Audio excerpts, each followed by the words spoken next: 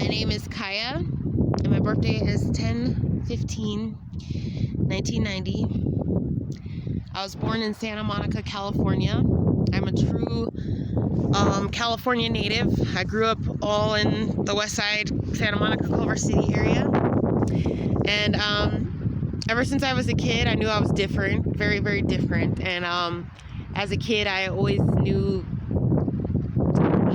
I knew I had a past life, but I didn't really fully know. But I knew when I came in as a kid and I was growing up as a kid, it was crazy because my psychic abilities were really popping off. And it was interesting because I remember my past life. I remember certain things we would do, certain exercises, even certain breathing exercises, certain kind of it's not yoga, but certain types of moves and stuff. And as a kid, I know I was doing all that stuff, but it was already embedded in me. So it wasn't something that I even thought about. I was just naturally just doing it. I was doing certain exercises that would keep your third eye open. Like I knew all these things already, how to do them. And I just came out doing all that stuff because I was born as a star seed, 10/15/1990. I was born as a star seed. And that's my story.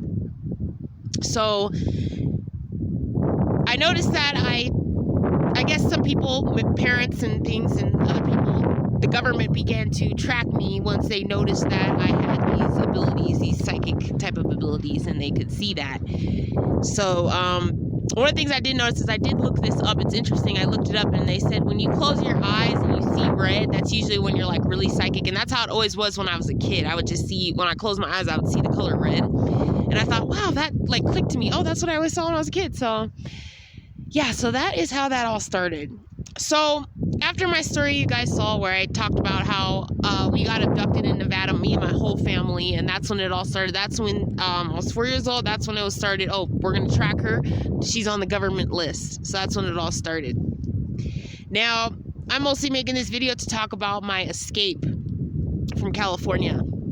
Now, 2016 was the year that everything started, this extreme gang stalking. I had been gang stalked my whole life. Oh, that wasn't even anything. Gang stalked my whole life and my mom doing all this evil stuff to me. But 2016 was when it really began. It was like being in a concentration camp in California. It really was. It really was unbelievable. It all started first with these tactics where I noticed that I would go places, go to a store, and people who were usually very friendly to me would have now a very angry and hostile type of demeanor. And I would notice that at a lot of shops, and I thought, wow, that's weird. Or maybe sometimes I would go into a store and some people would smile, be very, very nice one day, and then one day I'd walk in and they'd be super, super rude, super mean to me. And it really psychologically began to mess with me. It really did. It really started to hurt me. I didn't even understand what's going on. I realized, I looked this up, that this is Stasi and Zerzeksung type of tactics that were used in East Germany. So I started to realize that rumors were being spread about me, things that were not true, and that I was now being blacklisted from just anywhere I went, anywhere in the community and things like that. And I didn't understand why. I didn't understand. I didn't know. I know that all this stuff was going on in the news, all this race stuff and all that. So I didn't know whether it was due to that or what it really was. But I know some very evil things were done to me. I had my food poisoned. I realized, wow, my food's being poisoned. And it was unbelievable. The food caused me severe pain, in my organs, severe pain, just complete torture. And it was just unbelievable. And then I realized, driving, I'd have cars cut me off or try to even act like they were going to hit me. Then I had financially been destroyed, where I was working DoorDash. I was able to, work DoorDash, and they actually had set it to where I could only make $100 a week. They made it to where I'd only be able to get orders to where I'd get $100 a week. And I thought that's strange. Then next thing started to happen where they began to electronically harass me, where I now was getting no orders, or I would get an order. They would purposefully guide me to the wrong address, or they would give me the wrong order or do whatever to purposefully end my job. So I had to end my DoorDash job, and they made it to where I could not get any job or make any money or financially support myself in any kind of way. So Basically, I didn't even know what to do anymore. I couldn't even believe that my app was hacked, that this was going on. And that was when I really realized that, okay, you know what? It's time for me to leave California because I'm being affected from making money. I can't survive.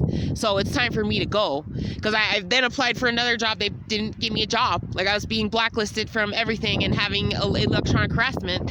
Another thing that was harassment was I was trying to go to the mountains to go camping. And they purposefully guided my GPS to me to guide to a location that was just like out of nowhere, and there was a man waiting there, so they put me in a lot of danger. I then called the Forest Service and asked, hey, can you please just give me advice? I'm lost. I really need to find a campsite. I don't know where I can go. I've driven 2 hours. I'm up here alone. And she was really rude to me and started to talk about how like I was gonna like, she didn't want any fires. You know, there's fire bans or whatever in California. Oh, don't light a fire. And, basically like, oh, there's no camping. Like, basically she was trying to purposefully just mess with me, just doing that on purpose, really mess up. So I had to drive 2 hours back down the road basically to get some advice from firefighters to finally find a campsite. And the electronic harassment was just out of control, just out of control. So many evil things just being done to me now that I just couldn't even believe it.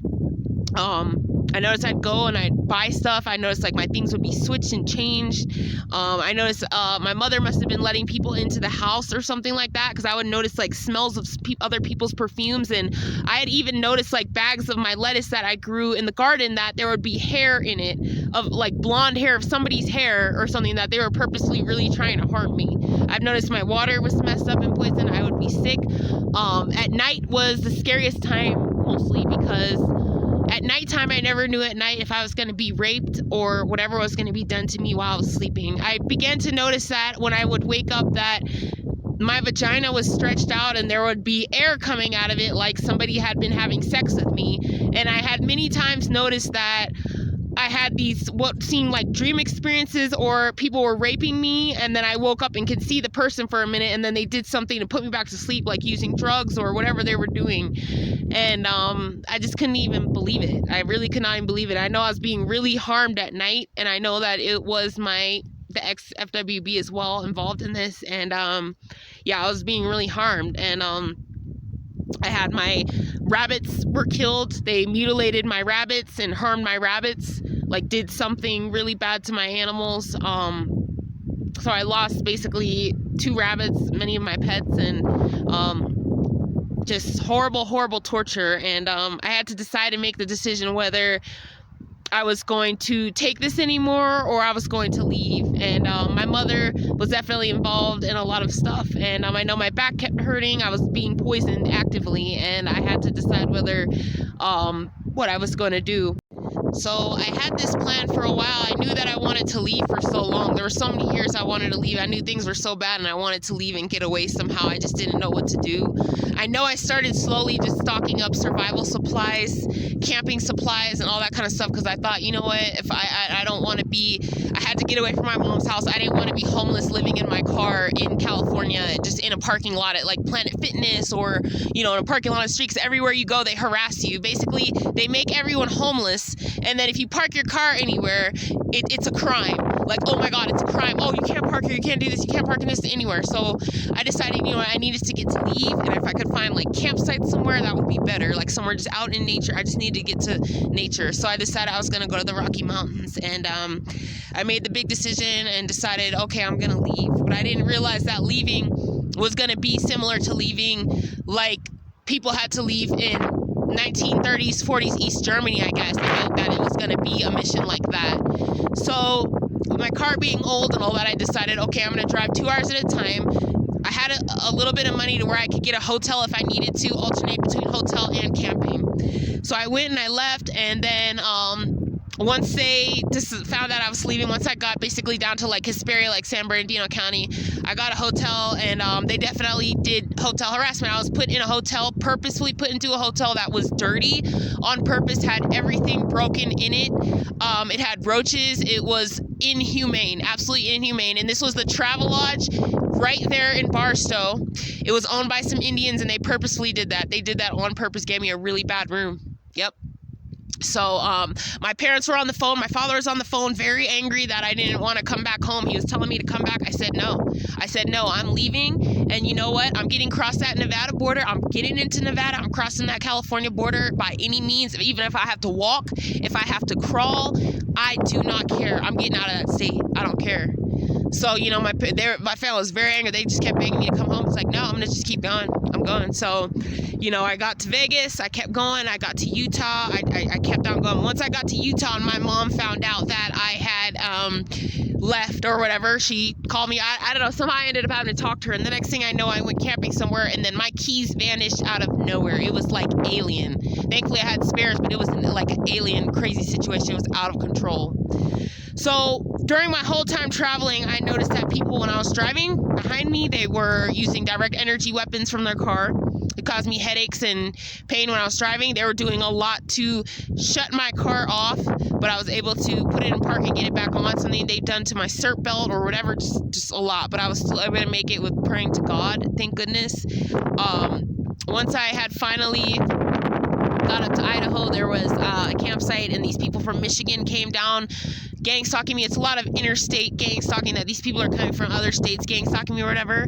So they got onto my campsite in Idaho and just stayed there. Yep, using direct energy weapons all night, being tortured, just complete torture, just inhumane torture. And, you know, it just is really disgusting.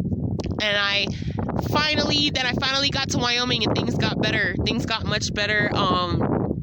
Whatever grid they have is harder for them to track you. I don't know what it is, but I was much safer finding camping there, and I was finally in a safe place and okay. And, you know, it was crazy though, but the crazy part was once I got to town, then I noticed a California car. It was like a guy, and I recorded it. It was a, like, Mexican guy or Latino guy. He had like a kind of cowboy type of hat. And then I started to notice the cars from Texas. I started to notice, some cars from California that were trying to follow me actively. There were a lot that were following me actively. Like, how dare her leave our concentration camp in our communism? How dare her? So they went as far as to follow me all along my trip to Nevada, Utah, Idaho, and all the way to Wyoming. And now they're down here in Colorado. They're down here in Colorado, and they're back here doing the same stuff that they did in California where I had to leave. A lot of these Californians, the radical ones, are now starting to come, and they're coming here to Colorado and trying to, do the same bullshit, using the same direct energy weapons, same harassment, same surveillance, same bullshit. And it's like, you know, they're trying to infiltrate. They really are.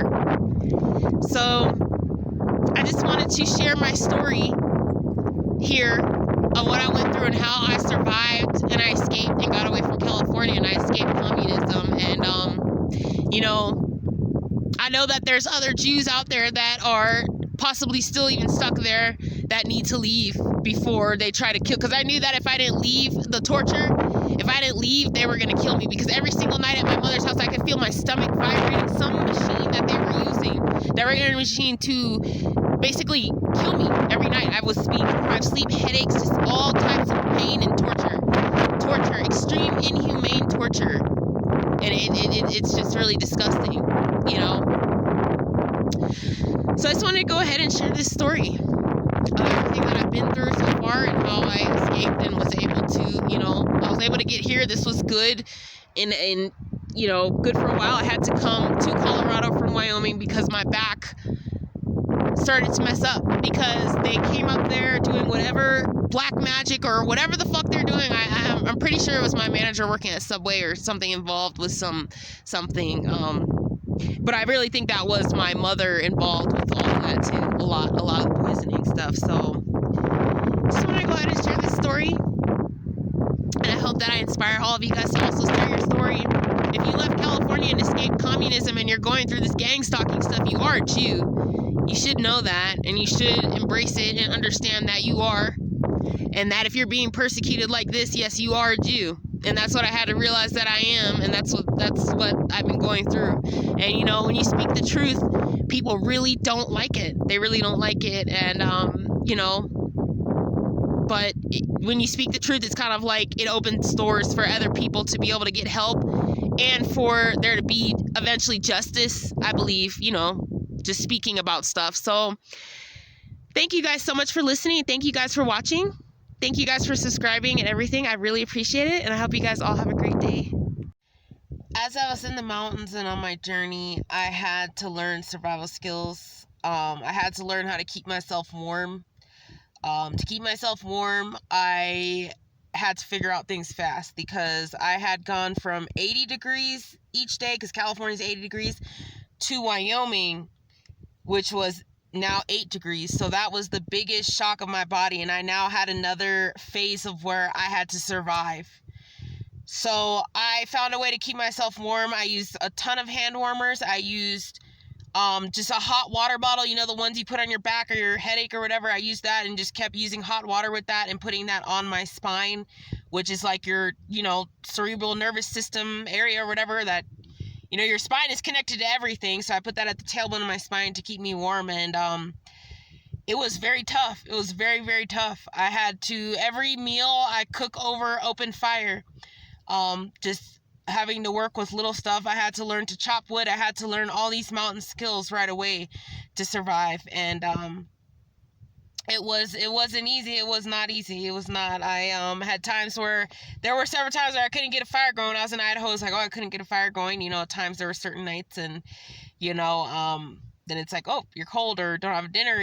So it's all a learning experience. But as I've gone, I've gotten more survival experience with the survival and stuff like that. I remember it just being so beautiful, though. I couldn't even believe how beautiful it was around me compared to where I was in the city with all the garbage, urine, pee on the streets, all the trash everywhere, all the graffiti. I loved it. I couldn't even believe how beautiful it was. And I just had to fight the cold. And there was one morning, though, where it was so cold. It had snowed the night before, and I had only been in snow once in my life in the mountains as a kid with my parents. We were on a trip. Just snowed one day, and that was the only time I really experienced snow. This was the first time that I ever experienced snow, but I knew right then and there I had to adapt my body real quick, like adapt very fast. And I knew that I was feeling mild hypothermia that morning. I felt very kind of like drunk, like delirious like. So thankfully the sun came out and shined, because it was like, my body had to quickly adjust to being cold. And so it was definitely a lot of survival